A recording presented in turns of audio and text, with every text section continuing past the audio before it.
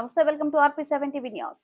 నిర్మల్ జిల్లాలో రాజకీయ సమీకరణలు క్షణంలో మారిపోతున్నాయి. బీఆర్ఎస్ పార్టీ రాష్ట్ర కార్యదర్శి ఉమ్మడి ఆదిలాబాద్ జిల్లా జెడ్పీ చైర్మన్ శోభారాణి సత్యనారాయణ గౌడ్ ను ఆయన నివాస గృహంలో శనివారం బీజేపీ నేత ఏలిటి మహేశ్వర్ రెడ్డి, బీజేపీ పార్లమెంట్ అభ్యర్థి నగేష్ మర్యాదపూర్వకంగా కలిసి బీజేపీ పార్టీలోకి రావాలని ఆహ్వానించారు.